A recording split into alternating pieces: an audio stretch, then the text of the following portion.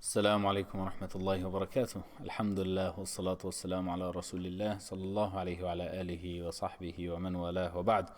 My dear brothers and sisters in our beloved community, this is Imam Mahmoud Omar, and we will continue on with Fiqh of fasting, Fiqh al-Siyam. We stopped on questions that is concerning the ladies or the physicians in generals.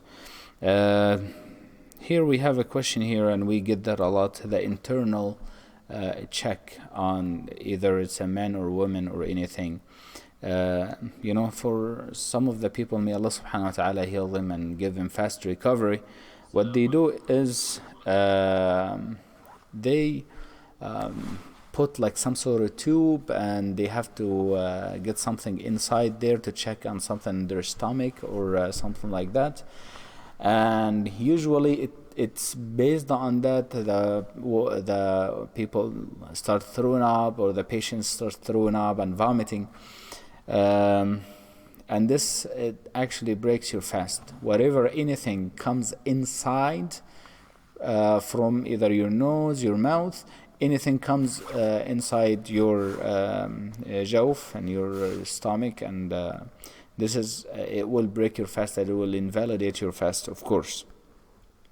But however, if there is some sort of a checkup where it does not actually go and reach to the stomach or reach to your reach inside in general, and you do not have to drink anything, you do not have to do that, and that thing that goes either from inside your mouth and reaches just a little bit in there and to check on you, and from that you do not vomit, you do not do anything, continue your fast is correct and nothing wrong with it, inshallah.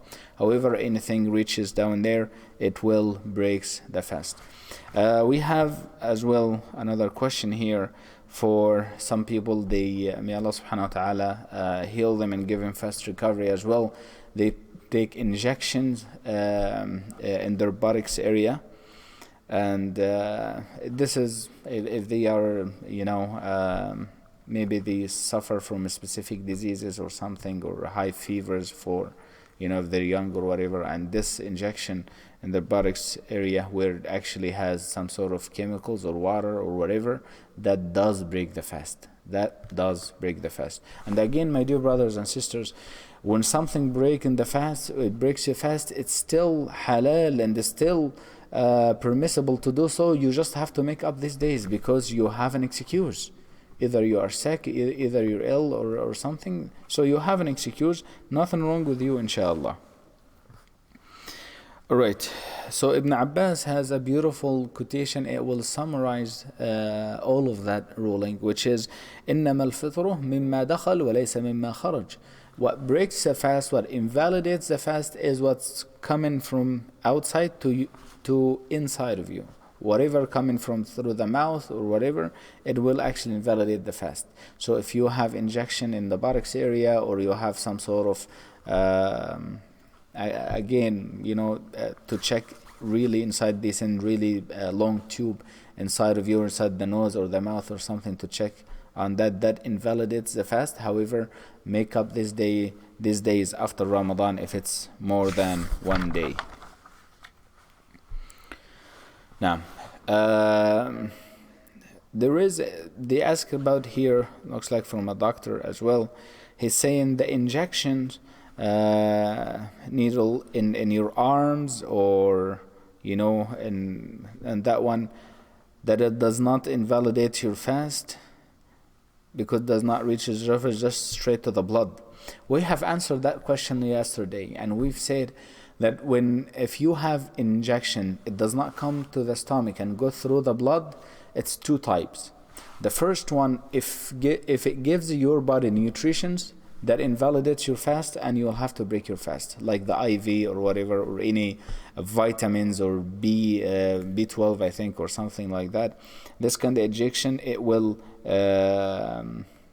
invalidate your fast. However, if it's something that it does not have anything to do with giving the body sustained nutrition to the body or something like that, the fast it will be valid, and continue on with your fast. Hypothetically, if someone is or not really hypothetically, because there is a lot of diabetes, a lot of diabetic brothers out there, may Allah subhanahu wa ta'ala give them fast recovery and heal them from that. They take insulin. When they take insulin injection, it does not break their fast. It does not break their fast because it's usually right under the skin. When it's right under the skin, does not reach actually the stomach, and it's not from what actually sustain the body, giving nutrition like the IV or whatever. So if you are a diabetic, yes, continue your fast. You're allowed to fast. But again, my dear brothers and sisters, ask your physician before you do so. And this is, I encourage you to do that, and I urge you to do that, because a lot of people, brothers and sisters out there in their 50s or whatever, and they are diabetic, and they said, Sheikh said no, we can fast, so we have to fast. You don't have to unless the physician give you this one until you are in a good health. Yes, you can fast. But if you are not, and if you're not in a good health, and or the physician told you you do not fast this long hours, break your fast, please, and then make up these fasts in shorter days. We have in December or January, mashallah, most of the all the day actually it goes around like maybe 7 hours of fast or something. So I encourage you to do so. So again, you are more important. Allah subhanahu wa ta'ala wanted to protect you and does not obligate you to do something out of your ability. Now, okay, we got another question. Sheikh, what about the ointment for skin? It's okay. Any skin ointment, or if you have anything like Vaseline or whatever, if you wanted to put it in your hand and your skin during Ramadan, it does not break your fast. Again, it does not break your fast. As we talked before about the patch, the nicotine patch as well, that does not break your fast, so go ahead.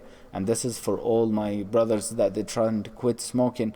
Continue your fast is valid, and put that too. As well as the one, there is a patch a woman put in an arm for pregnancy.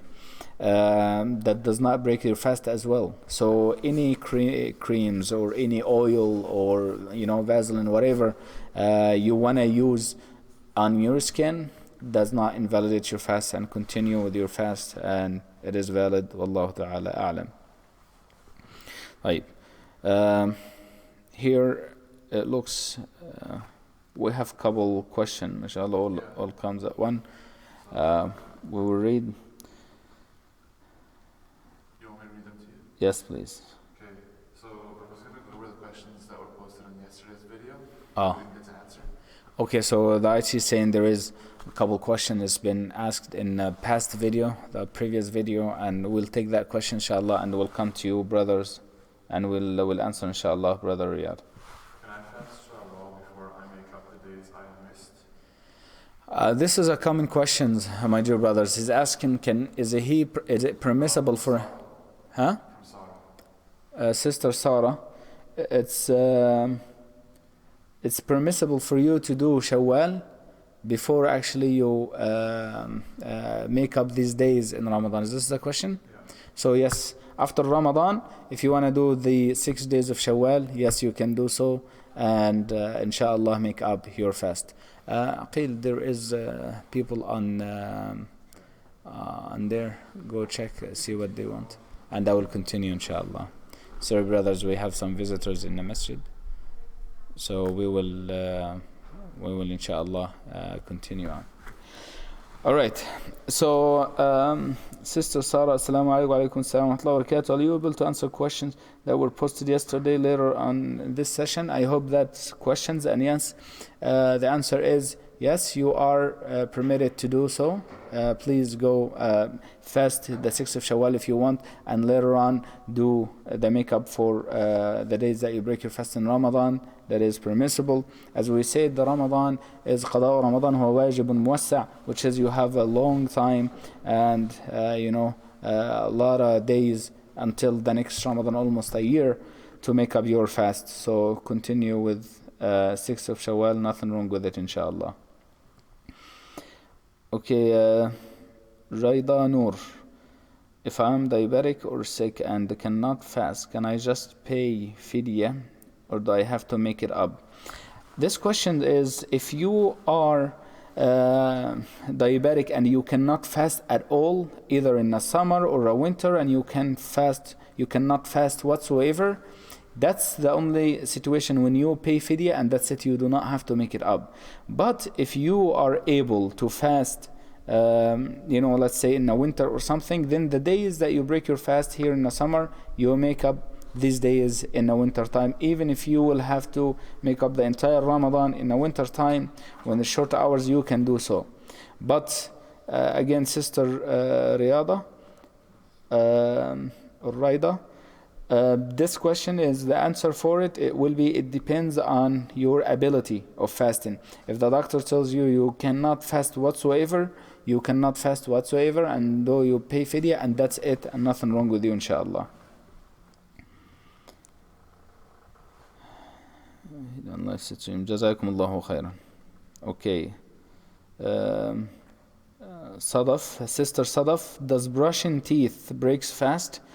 No, it does not. Brushing your teeth, it does not break your fast. Your fast is valid if you want to brush your teeth. But it's just like disrecommended. It's disrecommended after Zuhr. After Zuhr, it's just disrecommended to keep using the toothbrush. So before you go to work, and if you want to brush your teeth, yes, go ahead and do so.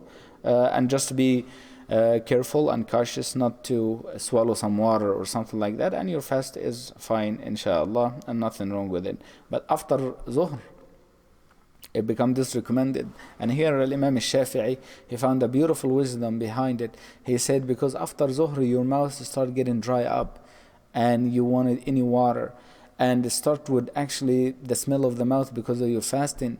That's what the Prophet ﷺ said, it's more beloved to Allah than the smell of the perfume, of the misk.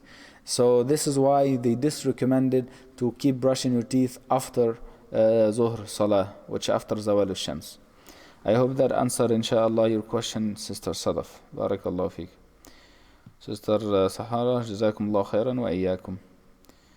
Please explain the question, then so the Sheikh can answer. Any question from yesterday, Brother Aqil? That was the only one. So if you have any question, please post it, inshallah, here again, and we'll answer it, inshallah. Nasal spray in the nose break the fast. Which, again, if it's a nose, my dear brother bin Adam, if you can taste actually the taste of it in your throat, and some of it actually comes inside of your throat, it will break your fast, yes.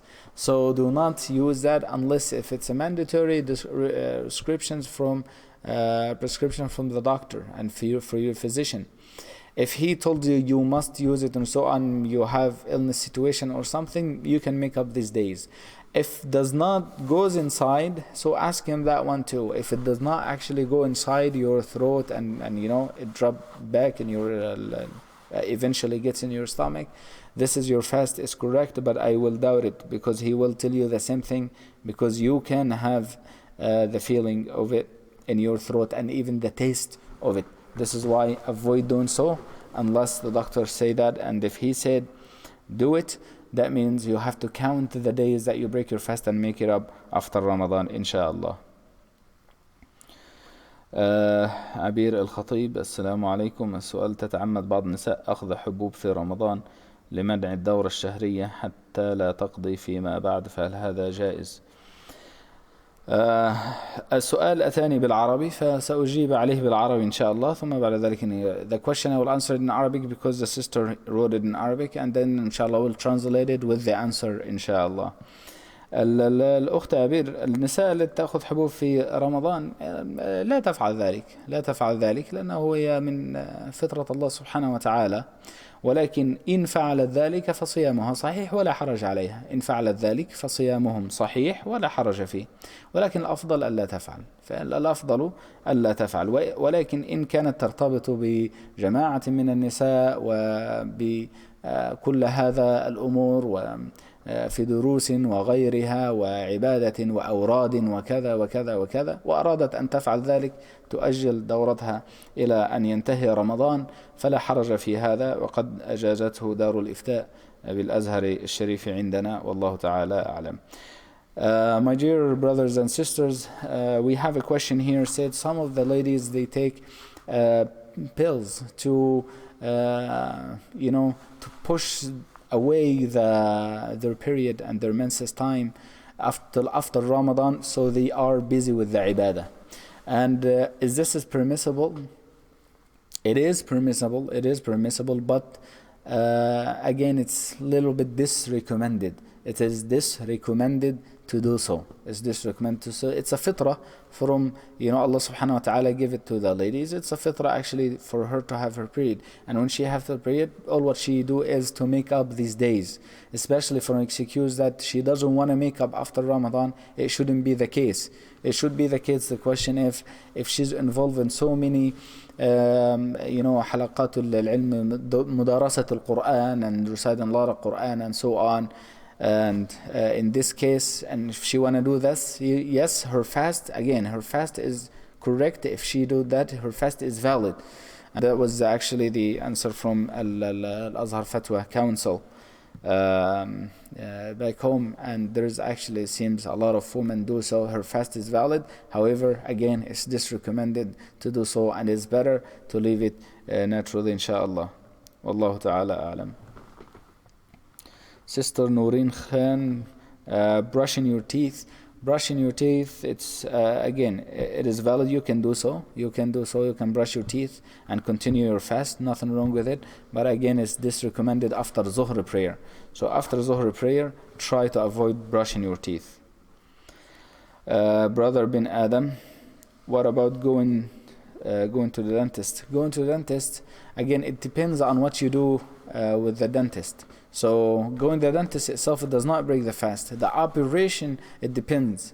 So here, and I took this from experience, I visited the dentist in Ramadan while I'm fasting, as here is a Muslim dentist, Dr. Bilal, may Allah bless him and his family. They have some sort of balloon, they put it there and they prevent any water or any blood or anything to come down to your throat. So if he has that, and if there is no water coming down, continue your fast is valid, nothing wrong with it, inshallah. So I recommend for you going to actually a doctor that has this one, so he and someone who understands how the Muslim fasts and how actually that water can break their fast. So I recommend, if it's urgent, to ask your dentist if he has that, and if he or he can provide, with that thing that it prevents the water and the blood or anything to come down your throat. Yes. So what if you avoid eating for lots in the suhoor and lots in the iftar, so that way you feel more hungry when you fast? Is that going to increase your reward? That's a very good question. Brother Aqil here, mashallah, may Allah bless him, and may Allah bless him with a righteous wife as well. He's saying, would you get more reward if you starve yourself in Ramadan? So you eat a little bit in the iftar, or avoid the suhoor, or eat a little bit in the suhoor. Does that give you more reward? No, it does not. It does not give you more reward while you are fasting. What it gives you, it will makes you more hungry, or you can lose weight with that technique, maybe. I'm not a doctor, but a lot of people, when they do that to have also to lose weight or something, it's permissible, but you do not get more reward for starving yourself. Now, طيب, any more question, or we should proceed? Continue. I'll get you if there's one. طيب. Brother here is asking again, blood testing and donating blood or doing hijama as well, it does not break your fast, and this is the say of the majority of the scholars. Some of the opinion and the late Al-Hanabila, Allah alam, they said hijama breaks the fast, and a lot of blood coming out from you, it breaks the fast, invalidates the fast.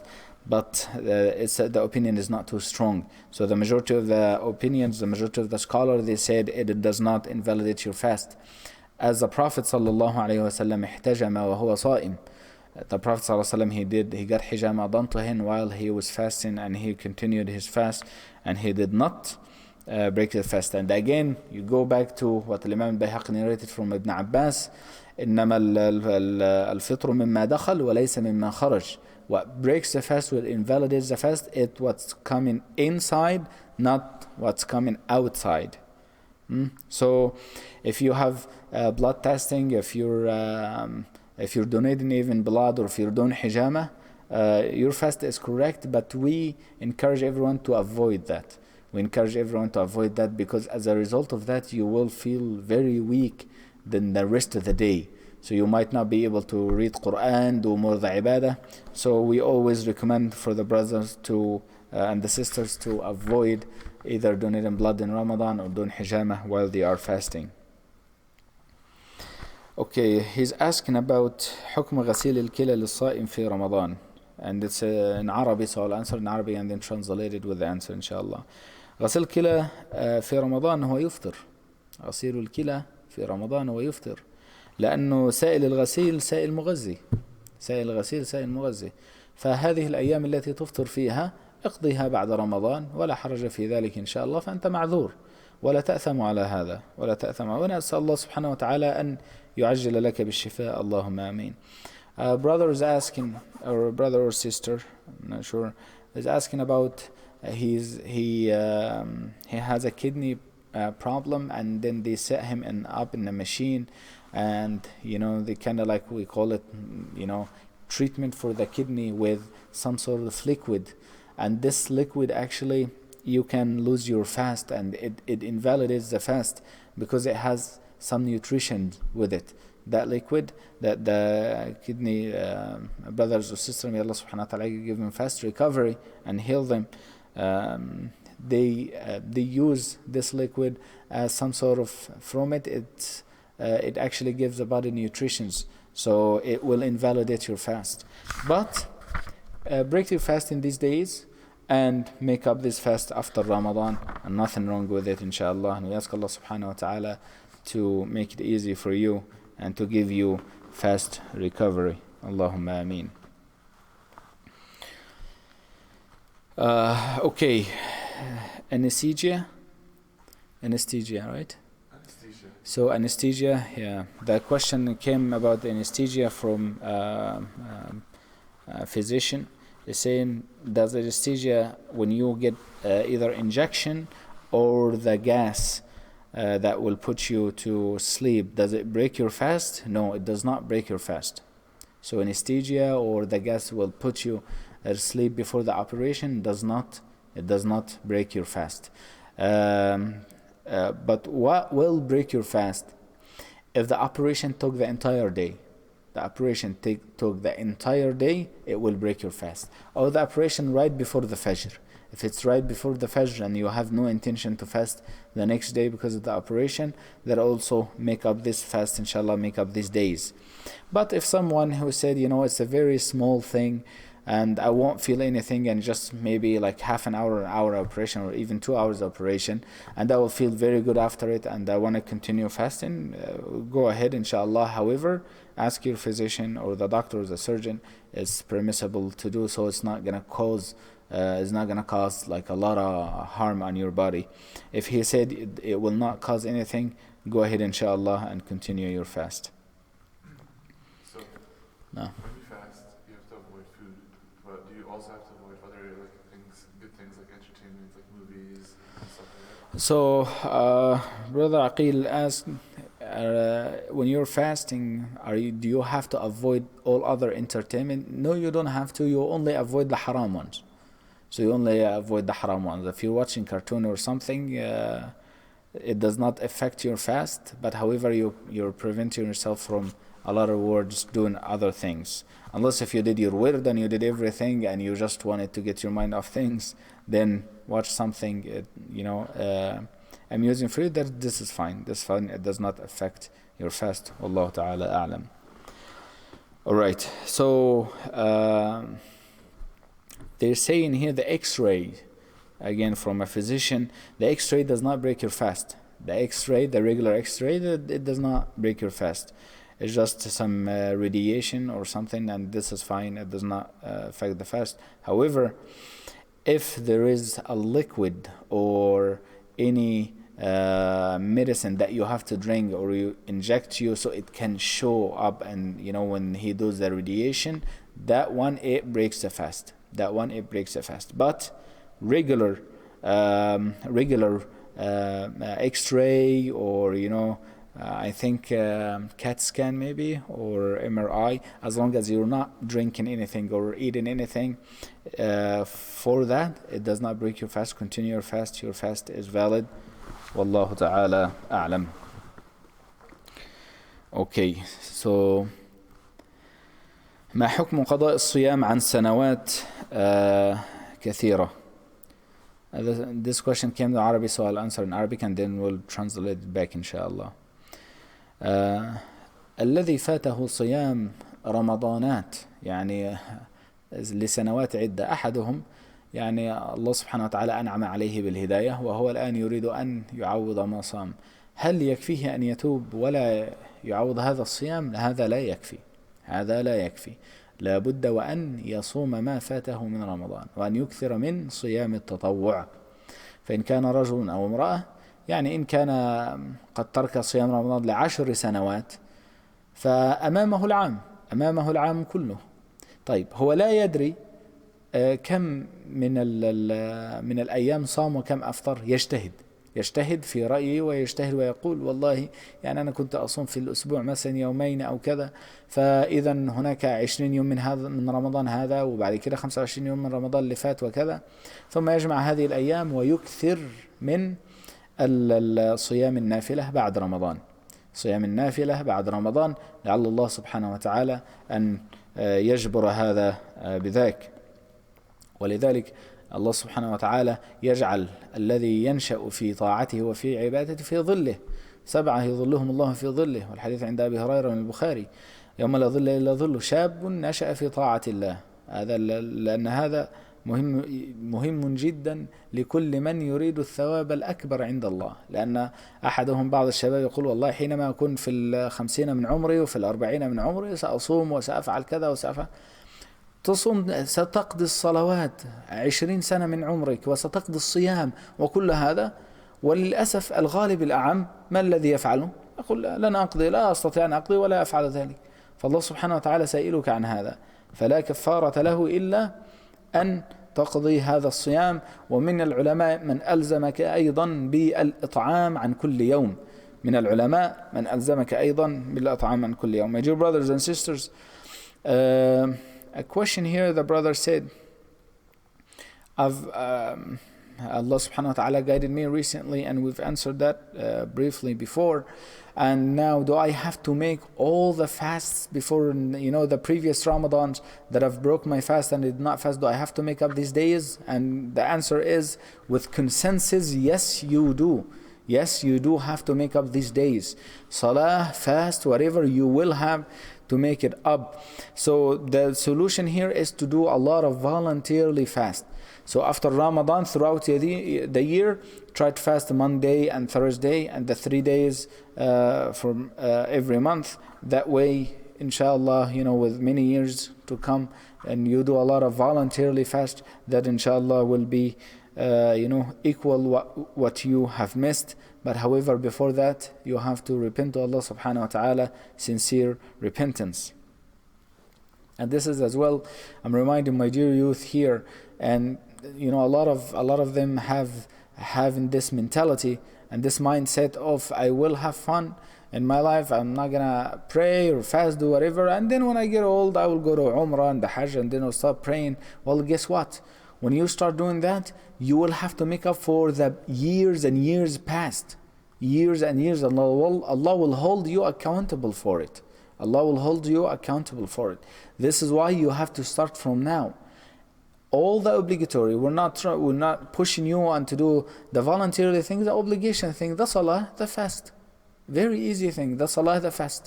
And if you have the money, the zakah. That's it. Stick with the obligatory and do not waste it.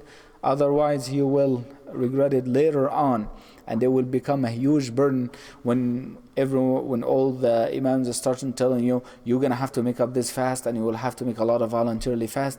That's when you wish if you did that before. So we ask Allah subhanahu wa ta'ala to keep you steadfast in His path. Allahumma ameen. Okay, so هذا السؤال أيضا باللغة العربية فنجيبه بالعربية ثم نترجم. هل على من أفطر بعذر شرعي إخراج الفدية؟ لا، إذا كان هناك عذر شرعي فلا يجب إخراج الفدية عليه. إن كان بعذر شرعي فلا يجب إخراج، ولكنه يقضي هذا اليوم. The brother here asked if someone were sick or travel and he broke his fast, and then he has to make it up after Ramadan, do he has to pay as well fidyah? No. As long as legit reason, as a sickness, illness, something, you're afraid that something actually will happen to you, and you're scared of your health, you do not have to make up the fast and the fidyah together. All what you have to do is just make up the fast, and you do not have to give fidyah, which means you do not have to feed poor people if you make up this fast. Now, so until here, inshallah, we'll check with the IT if we have any question through YouTube or Facebook, inshallah, or whatever. My dear brothers and sisters, as long as, inshallah, we continue, if you have and if you missed this interaction and you are online and you still have a question from fiqh al-siyam, fiqh of fasting, please leave it in a comment, inshallah, and the IT will alert me later on with the question, and I will answer it, inshallah, tomorrow. Jazakumullahu khairan. Assalamu alaikum wa rahmatullahi wa barakatuh.